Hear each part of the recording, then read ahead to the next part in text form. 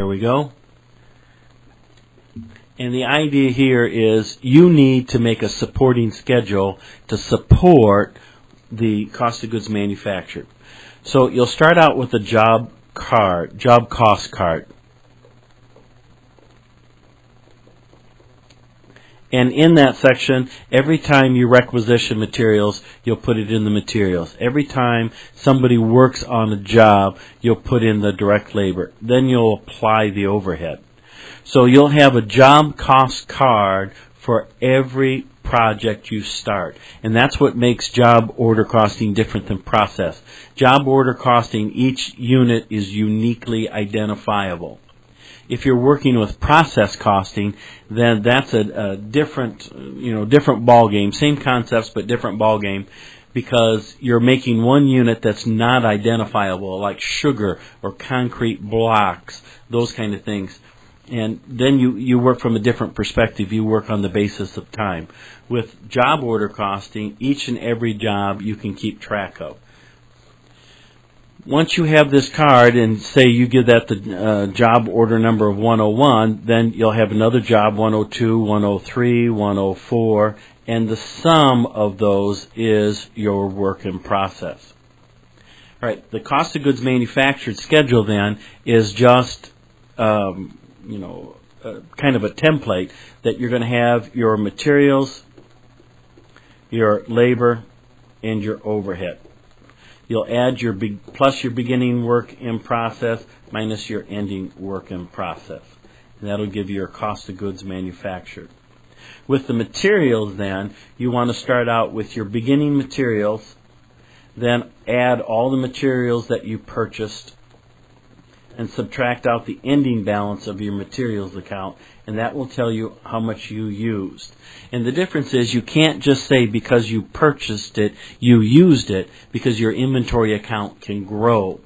So you have to make this calculation in the materials account to look and see how much materials were actually put into production. The labor is no problem because you just take this off your time cards. So everybody keeps track of what job they worked on. They punch in, they punch out, or they write it in, write it down. The overhead are all the costs that you incur during the period. So again, that will be things like depreciation on the factory, property taxes on the factory, your indirect materials, your indirect labor, etc.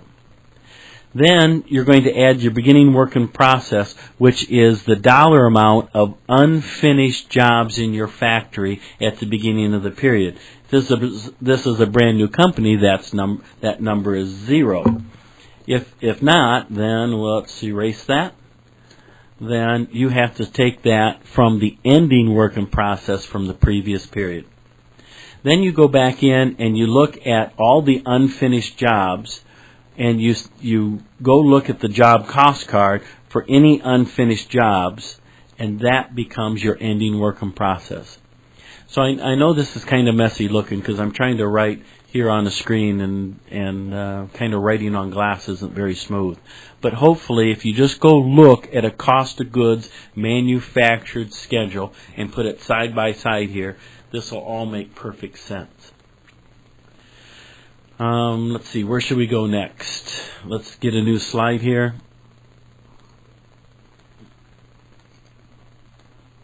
And so again, you've got your materials that flow over to work in process, that flow over to finished goods. The point at which they're sold, then it goes to the cost of goods sold. At that point, then you have sales minus the cost of goods sold is gross margin, minus your operating expenses, and we'll simplify that and just say it's net income. This cost of goods sold that before was beginning inventory is now beginning finished goods inventory. Then we add our cost of goods manufactured. That gives us our goods available for sale. Then we subtract out our ending finished goods, and that gives us our cost of goods sold. And again, where does that cost of goods manufactured schedule or dollar value come from? It's from the schedule. You go look at that schedule. That's how this all fits together. If we go back to our overhead account for just a second, the idea is that you've put dollar values in here every time you get a bill. Every time you finish a job, you take money out of here. And at the end of the period, what you're sending through this whole system into work in process over finished goods and then the cost of goods sold is an estimate.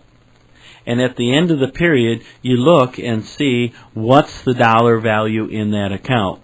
So if there ended up to be $10,000 on the credit side, then what you would want to do is debit the overhead account $10,000. So you debit it, you'd credit the cost of goods sold, and you have now just cleaned out that overhead account. You've just made it zero.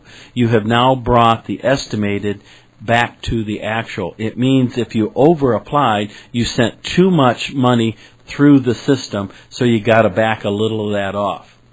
If the other was true, that you started out with a $10 or $10,000 debit balance, then you need to credit it, which means you would debit the cost of goods sold. Because you under-applied, you need to add more money to the cost of goods sold. So the result is, when you get all done, that overhead account has to have a zero value. Now you're ready to publish your financial statements to the outside world, and you'll know along the way, because of that cost of goods manufactured schedule, then each month you'll know what the dollar value is for the units that you produced. That's a very quick version of the cost of goods the job order costing. And what I'd recommend is to open up the Garrison tutorials that I have out there for you and just take a look at those and walk through them slide by slide. And anytime that you get to a part that you don't understand, just use your T accounts. Use your T accounts and figure it out. All right, let me know if any of this helps. And